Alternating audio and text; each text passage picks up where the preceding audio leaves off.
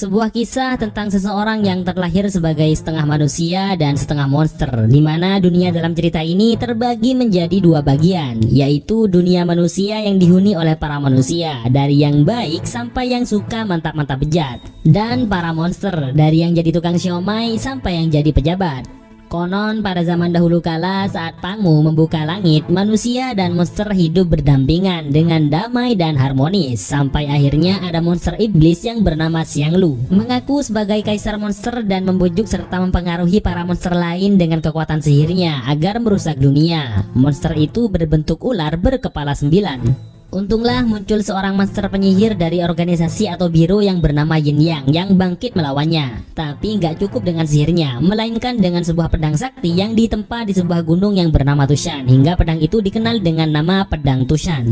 Master Yin Yang dan beberapa bawahannya berhasil memukul mundur semua monster itu dan juga mengalahkan monster iblis Xianglu, tapi tidak sepenuhnya karena jiwanya masih hidup dalam sebuah batu bertuah yang disebut Batu Lin. Sejak saat itulah manusia dan monster terpisah. Manusia di dunia manusia dan monster di dunia monster hidup secara terpisah.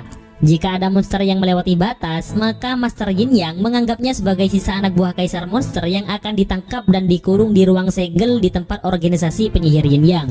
Oke guys, kita runtut dari awal filmnya. Seorang pemuda ini dituduh sebagai pembunuh teman-temannya karena hanya dia yang masih bisa berdiri tegang, sedangkan yang lainnya sudah pada mati lemes. Dia ini adalah seorang laki-laki yang mempunyai garis keturunan paling langka di dunia, setengah iblis, setengah manusia. Namanya adalah Jing Ming. Karena latar belakang itu juga lah dia menjadi tersangka pembunuhan, dan dengan jurus teleportasi dia kabur dari tempat itu. Tak lama setelah itu seorang wanita datang. Dia ini adalah calon ketua dalam organisasi penyihir yang disebut Yin Yang ini. Namanya adalah Baini. Kalau di Jepang organisasi penyihir seperti ini disebut dengan Onmyoji. Semua kejadian itu ternyata karena terdapat dugaan pencurian sebuah batu bertuah yang disebut Batu Lin oleh seseorang, yang mana King Ming lah yang menjadi tersangka utamanya. Selain itu, dia juga dituduh sebagai pembunuh salah satu temannya yang bernama Cimu, yang tak lain adalah salah satu murid terpintar dan paling disegani oleh yang lainnya karena kekuatan dan kedewasaannya, sampai akhirnya dia dinyatakan mati di tangan King Ming saat ini. Baini nggak pernah nyangka bahwa Jing Ming akan melakukan hal yang keji seperti itu. Pasalnya Jing Ming dan Baini ini sudah mengikat sebuah janji untuk tidak saling mengkhianati satu sama lain. Wes sembuh, pikirannya galau berat sekarang. Apalagi Jing Ming pergi dengan meninggalkan sebuah gelang yang pernah diberikan oleh Baini saat dia masih kecil, dimana di saat yang lain mengucilkan Jing Ming karena setengah monster, Baini malah sangat baik kepadanya hingga dia memberikan gelang sederhana itu sebagai tanda bahwa Jing Ming harus selalu menjaganya sampai kapanpun juga, bahkan jika perlu sampai kiamat kurang 2 menit. 7 tahun pun berlalu sejak kejadian pembunuhan itu. Di sebuah kota yang bernama Pingjing, ada seorang kapten pengawal kerajaan yang akan mengirimkan sebuah upeti ke luar kota Pingjing bersama pasukan yang akan mengawalnya. Dia bernama Yuan Boya. Saat sampai di tengah hutan, dia menemukan sesosok makhluk yang akan membegalnya. Akhirnya dia maju untuk melawannya.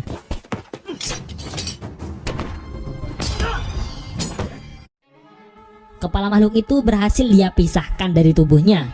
Namun hal yang aneh terjadi, kepalanya malah bisa disambung kembali, dan pertarungan pun berlanjut kembali.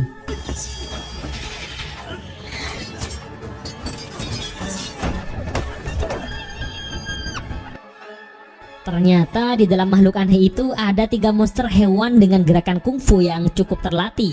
Mereka bertiga adalah monster cerpelai, atau dalam bahasa daerah kita namanya adalah renggerengan.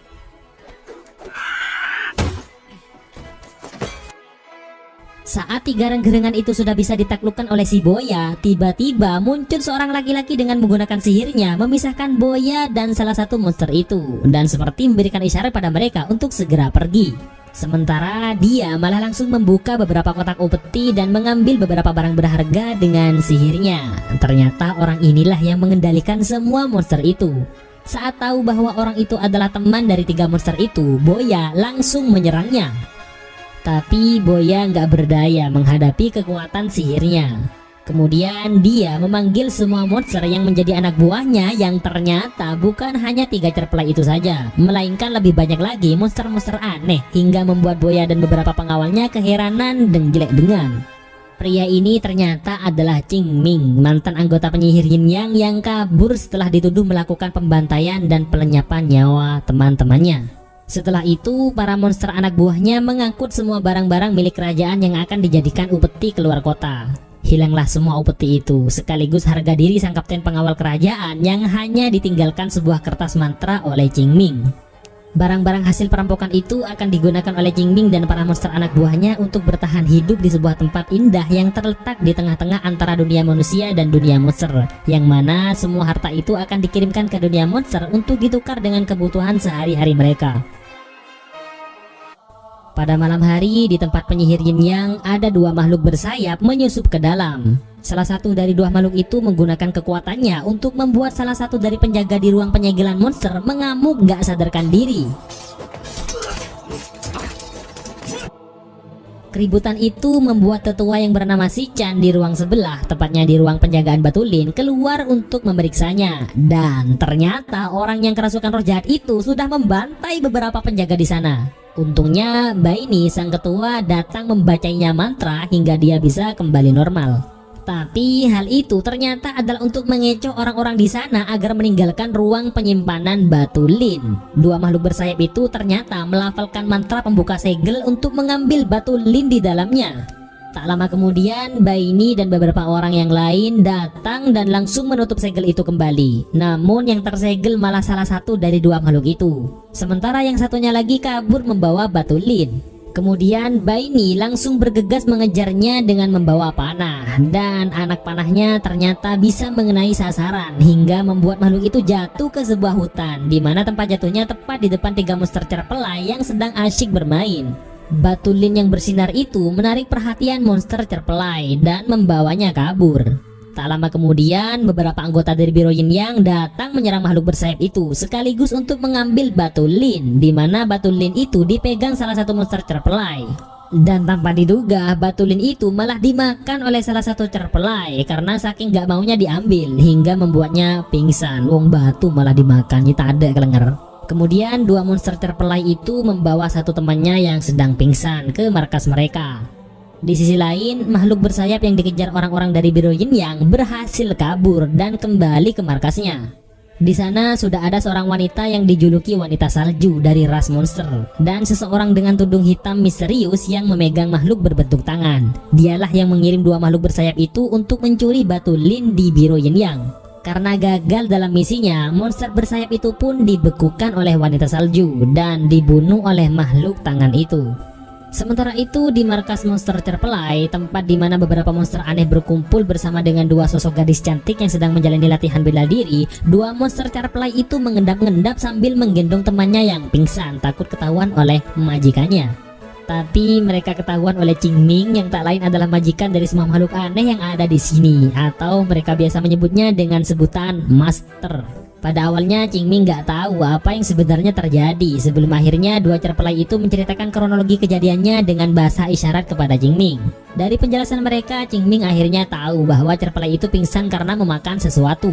Kemudian saat Qing Ming mendekatinya, keluar aura-aura jahat dari mulut makhluk mungil itu. Dan tiba-tiba saja seperti ada suara yang berbisik pada Qing Ming yang menyuruhnya untuk membantu makhluk yang berbisik itu kembali ke dunia. Qing Ming sangat mengenali suara itu. Suara yang dulu sering mengganggunya saat masih berada di Biro Yin Yang. Dia tak lain adalah suara monster iblis yang Liu yang minta dibangkitkan ke dunia lagi. Setelah itu, Xing Ming mengurung cerpelai itu dan diperkuat dengan kertas mantra. Kemudian Xing Ming yang merasakan kekhawatiran akan kebangkitan monster iblis yang Liu, meski nggak tahu kalau ternyata yang dimakan oleh cerpelai itu adalah Batulin, menyuruh para anak buahnya untuk berjaga-jaga. Sementara dia akan pergi ke dunia monster untuk mendapatkan pedang yang dulu pernah digunakan untuk menaklukkan iblis yang Liu. Untuk berjaga-jaga, takutnya suatu hari nanti dia benar-benar bangkit kembali. Pedang yang dimaksud adalah pedang Tushan yang sekarang dipegang oleh salah satu monster di dunia monster.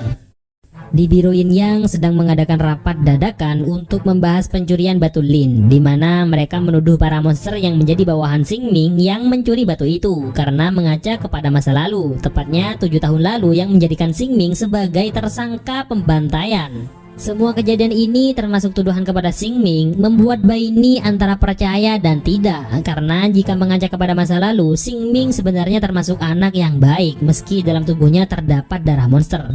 Di Biro Yin Yang inilah Xing Ming mendapatkan pelatihan khusus menjadi penyihir yang akan menjaga ruang penyegelan monster, dan yang berkaitan dengan itulah pokoknya, termasuk yang paling inti adalah menjaga batu Lin yang merupakan jiwa dari monster iblis yang Liu.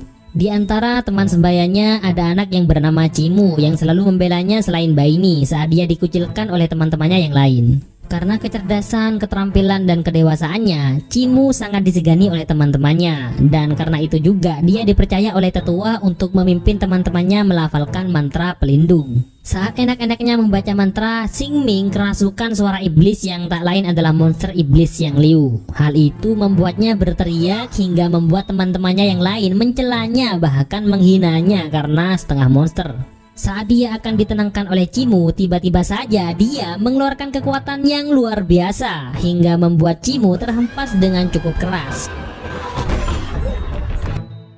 Wajahnya pun langsung berubah merah bersinar dengan aura jahat yang sangat kuat. Tapi untunglah Cimu dengan cepat membacakan mantra kepadanya hingga membuat Xing Ming tenang dan normal kembali. Di tempat istana kerajaan, Yuan Boya meminta izin kepada atasannya untuk meminta bantuan Biro Yin Yang agar mencari monster yang telah membegalnya. Namun karena Biro Yin Yang lagi ada masalah, dia pun gak bisa ke sana. Dan atas kejadian pembegalan yang merugikan kerajaan, Boya pun harus bertanggung jawab membayar ganti rugi dalam kurun waktu 3 hari. Jika dia tidak bisa membayar, maka seluruh asetnya akan disita oleh pihak kerajaan. Akhirnya dia memutuskan untuk menangkap sendiri monster yang telah membegalnya. Yuan Boya kemudian pergi menemui seseorang yang bernama Yan Yanli, seorang peramal yang bisa menunjukkannya keberadaan orang yang bernama Xing Ming yang tak lain adalah bos dari para monster yang telah membegalnya. Saat sampai di sana, ternyata ada gadis cantik yang juga sedang mencari keberadaan Xing Ming. Dia bernama Shenla.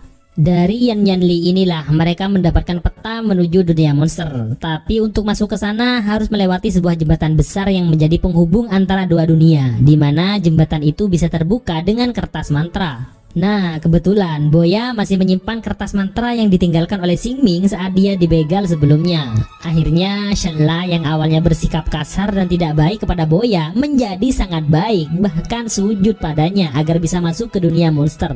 Setelah itu mereka berdua melakukan perjalanan menuju dunia monster dengan Shenla yang diikat oleh Boya sebagai balasan atas sikapnya yang kurang ajar pada Boya sebelumnya. Setelah malang melintang naik turun gunung, sampailah mereka berdua di pintu jembatan dua dunia. Tapi tidak terlihat jembatan sama sekali, hingga Shenla meminta kertas mantra yang ada pada Boya untuk melakukan ritual yang sedikit agak konyol.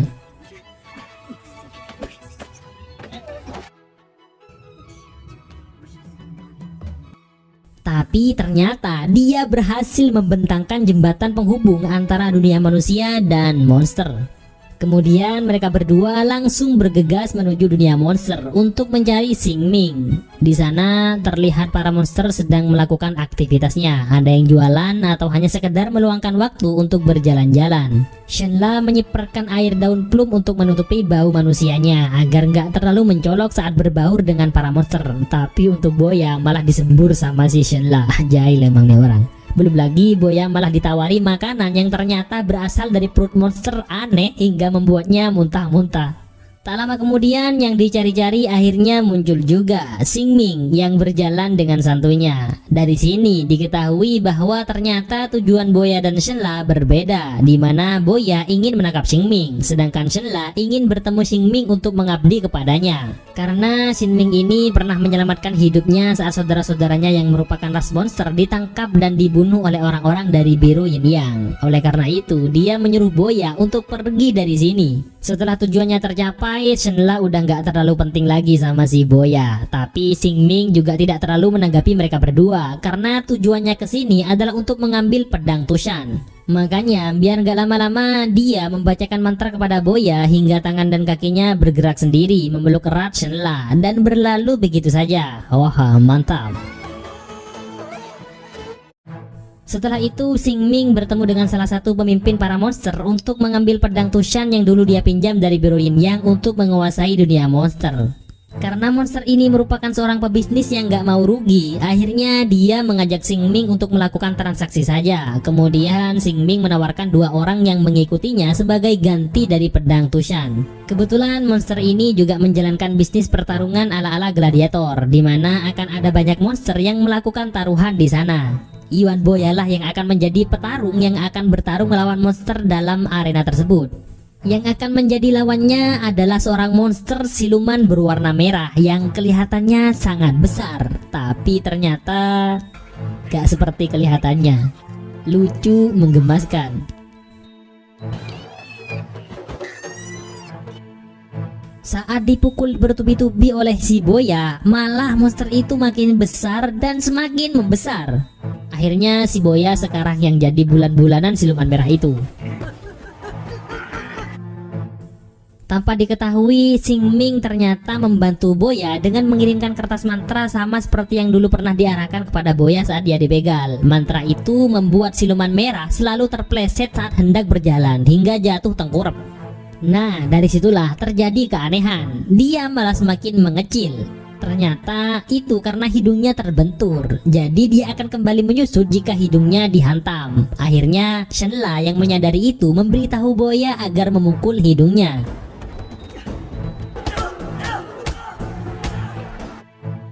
Monster itu pun akhirnya makin lama makin kecil dan semakin mengecil hingga kembali ke bentuk semula, hingga membuatnya nggak berdaya. Dalam peraturan, petarung harus membunuh lawannya untuk bisa keluar dari arena. Tapi Boya nggak tega ngelakuin itu pada makhluk mungil itu. Kemudian dia langsung keluar dari arena itu. Namun banyak penjaga yang menghadangnya. Untunglah siluman merah datang membantu mereka berdua. Di saat yang sama, saat Xingming dipersilahkan mengambil pedang yang diajari, yaitu pedang Tushan, oleh si monster dalam sebuah ruangan, tiba-tiba saja datang segerombolan orang-orang dari Biro Yin Yang untuk mencari batu lin yang dicurigai diambil oleh Xingming ini. Bahkan sang ketua, yaitu Baini, juga datang untuk menangkap Xingming.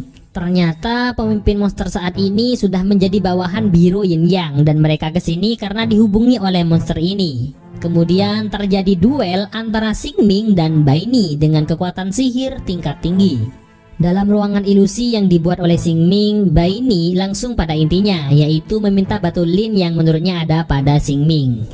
Ternyata malah oleh Xingming dikira mereka juga mengincar pedang Tushan ini, tapi malah batu lin yang sebenarnya Xingming nggak tahu. Meski Xingming sudah bilang nggak tahu, Baini tetap saja nggak percaya dan tetap mencapnya dengan cap munafikun. Setelah itu mantra ilusi yang dibuat oleh Xingming berhasil dipatahkan oleh Baini dan mereka melangsungkan kejar-kejaran hingga membuat pedang yang ada pada Xingming jatuh ke bawah. Dimana di bawah ada Boya dan Shenla yang lari dari kejaran para monster. Tanpa pikir panjang, Boya langsung ngambil pedang itu dan bertahan dari serangan para monster itu. Tak lama kemudian Xingming datang, tapi bersamaan dengan itu orang-orang dari Biro Yin Yang juga datang, bahkan langsung menyerang mereka. Dan hal yang sangat tak terduga terjadi. Baini malah membantu Xingming bertahan dari serangan orang-orang dari Biro Yin Yang. Entah apa yang merasukinya, tapi yang jelas dalam serangan itu dia terkena tusukan belati yang datang bertubi-tubi hingga membuatnya lemes letoy nggak berdaya. Melihat Baini dengan kondisi seperti itu membuat jiwa iblis Xingming bangkit dan dia menghempaskan orang-orang dari Biro Yin Yang. Kemudian dia membuat lingkaran portal dengan tongkatnya Baini untuk melakukan teleportasi. Diikuti juga oleh Boya dan Shenla, bahkan siluman merah mungil juga ikut bersama mereka. Dan tibalah mereka dalam sekejap di markas Xingming. Dengan sangat hati-hati Xingming merawat luka Baini dan menyembuhkannya dengan tenaga dalamnya. Di balik baju Baini, Xingming menemukan gelang bunga lonceng yang dulu pernah tertinggal di Biro Yin Yang saat Xingming kabur dari sana 7 tahun lalu. Ternyata Baini masih menyimpan kenangan mereka berdua, di mana saat mereka masih anak-anak, gelang itu diberikan oleh Baini kepada Xingming sebagai tanda bahwa dia akan selalu melindungi Baini. Dalam istilah di sini mereka menyebutnya roh pelindung. Sejak saat itu, Xingming berjanji akan selalu menjadi pelindung bagi Baini. Saat Baini terbangun, malah langsung menghunuskan tongkatnya kepada Xingming. Di momen inilah saat dimana perasaan yang tak menentu bercampur jadi satu antara percaya dan tidak. Akhirnya disinilah kepada Baini, Xingming menceritakan kisah 7 tahun lalu di mana dia yang dianggap sebagai pelaku pembantaian. Saat itu di malam hari ketika Xingming akan berjaga di ruang penyegelan, dia dipanggil oleh Simu yang selalu mengkhawatirkan keadaannya. Dia menyuruh Xingming untuk berhati-hati sewaktu-waktu iblis yang Liu akan merasukinya. Oleh karena itu, dia disuruh membaca mantra pelindung. Bahkan Simu menyuruh Xingming agar membalikkan mantranya jika suatu saat dia lepas kendali dan akan dirasuki oleh iblis yang Liu. Meski itu akan menghancurkannya, tapi itu lebih baik daripada harus menghancurkan orang-orang di sekitarnya. Nah, saat itu juga jadwal Xingming yang sekarang berjaga di ruang penyegelan akan diganti oleh Simu. Selang beberapa waktu, Xingming merasakan aura iblis yang sangat jahat. Lalu dia bergegas menuju ruang penyegelan batu lin dan ternyata para penjaga sudah pada teler, gak ada nyawa semua. Dia pun mencari-cari Simu, tapi yang ada malah batu lin yang sudah terbuka segelnya dan jiwanya diganggu oleh iblis yang Liu. Kemudian di sampingnya sudah ada wanita salju, monster yang seharusnya tersegel di ruang penyegelan. Di depannya ternyata ada Simu yang sudah gak berdaya.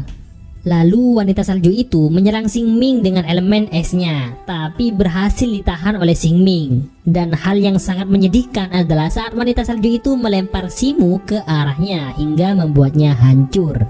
Bersamaan dengan perasaan bersalahnya telah tanpa sengaja membunuh orang yang begitu perhatian kepadanya, wanita salju itu juga menghilang. Akhirnya saat semua anggota Biro Yin yang datang ke sana, Xingming tidak mempunyai alibi untuk menghindari tuduhan sebagai pelaku pembantaian ini. Ya, jadi selama 7 tahun terakhir ini dia terus mencari informasi tentang wanita salju itu. Di luar, Boya malah membuka ruangan tempat menyegel terpelai yang memakan batu lin. Akhirnya saat dia ngamuk, Boya nggak bisa berbuat apa-apa. Tapi untungnya Xingming datang untuk menghentikan makhluk itu. Saat tangannya masuk ke mulut terpelai itu, terdengar kembali bisikan iblis yang Liu. Kemudian dengan terpaksa Xingming harus menusuk monster anak buahnya ini dengan pedang Tushan. Bersamaan dengan meleburnya monster itu, keluar batu berwarna merah yang dicari-cari oleh Baini. Xingming juga terkejut mendapati batu itu ternyata memang ada di tempat ini. Saat itu juga Baini langsung mengambil batu itu dan malah semakin yakin kalau Xingming adalah otak di balik semua ini. Sebelum pergi, Baini mengatakan bahwa tak lama lagi tempat ini akan dibumi hanguskan. Setelah itu, semua penghuni tempat ini berbelasungkawa dalam pemakaman monster terpelai yang sudah beristirahat dalam damai itu. Kemudian Boya menjadi semakin dekat dengan Shenla setelah mendengar semua kisah mengharukannya dengan Xingming, dan mereka semua pun minum-minum bersama dalam kedamaian hati. Bahkan si siluman merah mungil juga ikut berpartisipasi di dalamnya. Sementara itu, Baini ternyata mengalami keanehan. Pasalnya, jurus teleportasi yang seharusnya mengantarnya ke Biro Yin Yang malah terdampar di sebuah hutan bambu. Hal itu ternyata adalah ulah wanita salju dengan mantra sihirnya. Tapi dia masih beruntung karena orang-orang dari Biro Yin Yang dapat menemukan keberadaannya.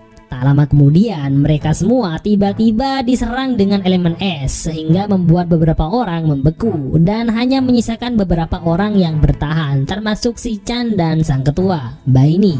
Setelah itu wanita salju muncul dan membantai orang-orang itu.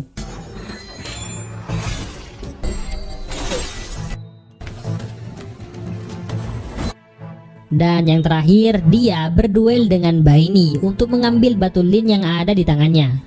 Dengan luka yang Baini alami sebelumnya membuatnya nggak berdaya menghadapi wanita salju ini. Untungnya tiba-tiba saja Xingming datang membantu.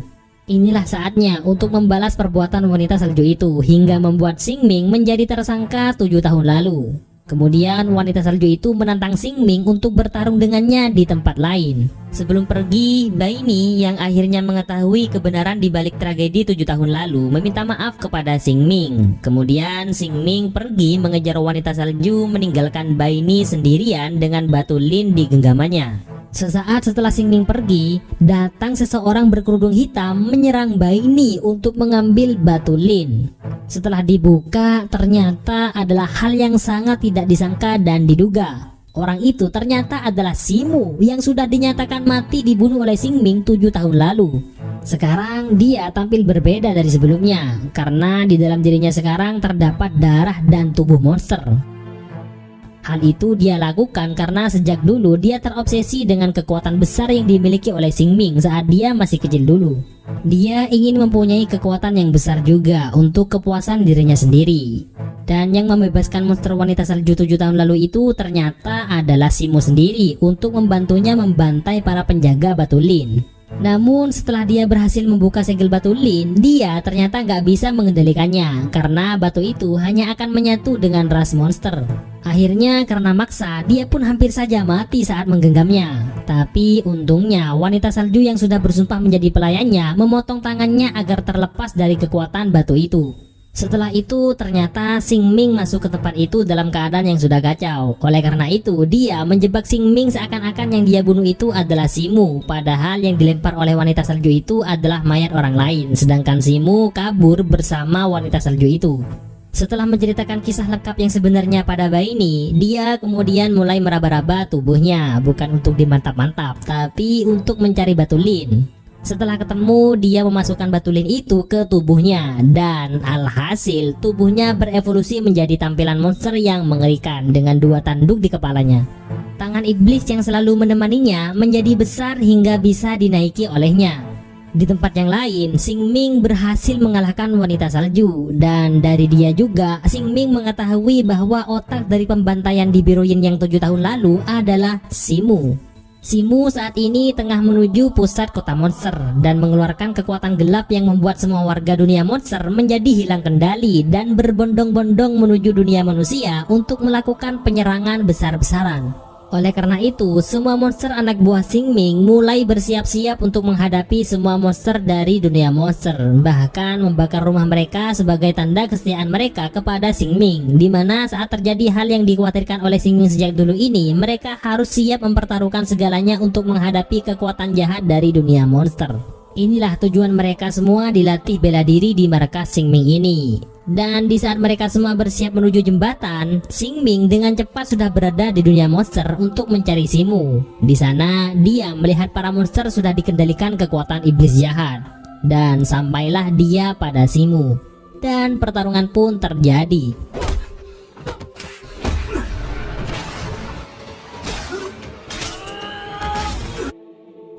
Pada awalnya Xing Ming berhasil menusuk Simu dengan pedang Tushan, tapi ternyata pedang itu dengan mudah dileburkan oleh Simu. Dia pun dibantai habis-habisan oleh Simu dan tangan iblisnya.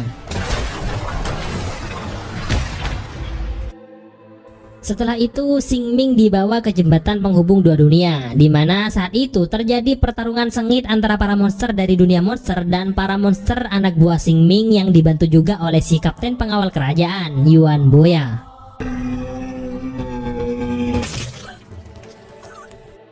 Xing Ming kemudian dijatuhkan oleh Simu dari jembatan itu. Hal itu membuat sedih para monster anak buahnya. Simu merasa puas dengan semua yang dia lakukan saat ini, yang mana dia akan segera membantai dunia manusia. Tapi tak lama kemudian beberapa monster yang bertugas menggigit jembatan itu akhirnya berhasil. Mereka berhasil merusak jembatan itu hingga para monster dari dunia monster nggak bisa melewati jembatan itu. Hanya tinggal sedikit lagi sebelum jembatan itu benar-benar terpisah. Hal itu membuat Shenla dan yang lainnya berusaha menghancurkannya sambil lalu melawan monster yang berusaha menyerang. Di barisan depan ada Boya yang terus melawan hingga pemimpin monster itu datang menghadapinya.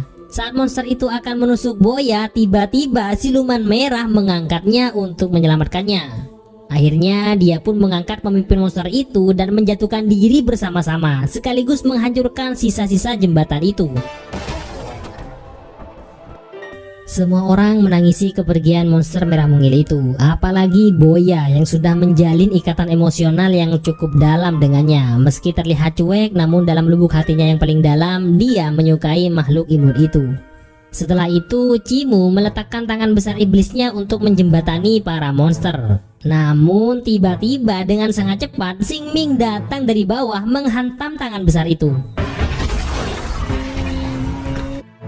Tampilan Xingming berbeda dari sebelumnya. Rambutnya berubah menjadi putih dengan dikelilingi ki yang sangat kuat. Dia pun menghajar Simu habis-habisan.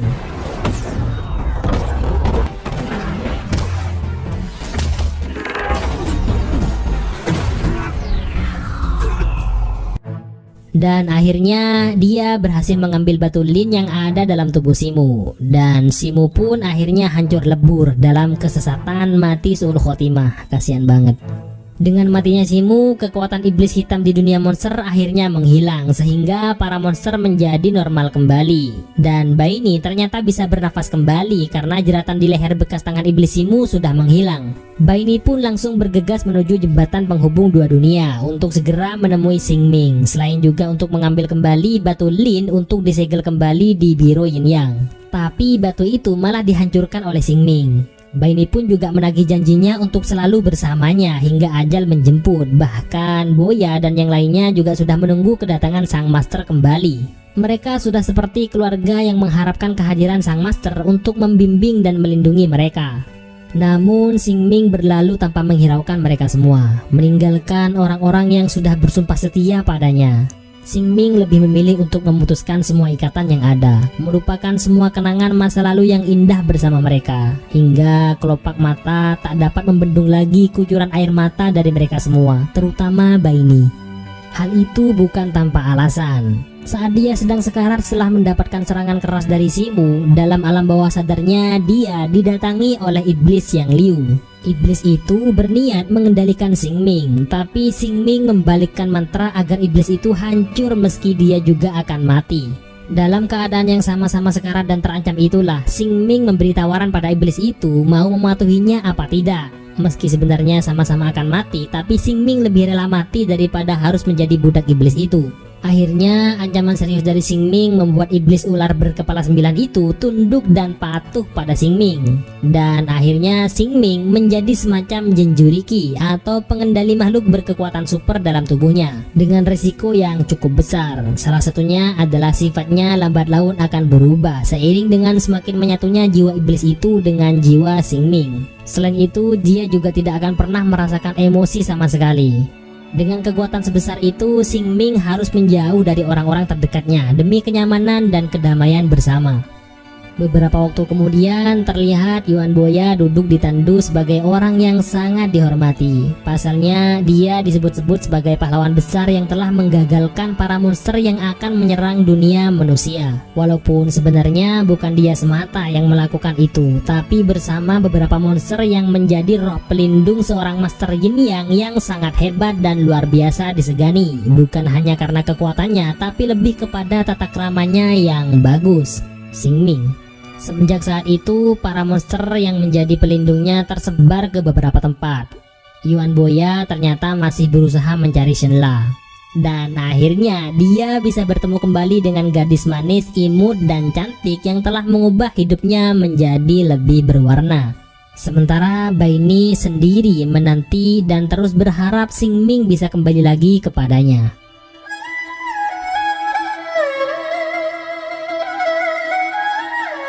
Gimana nih, seru apa enggak sih ceritanya? Ya semoga aja seru. Terima kasih wes yang sudah nonton sampai selesai. Kita doakan lancar semua urusannya, baik dunia maupun akhirat. Semoga terhibur dan sampai jumpa di video selanjutnya.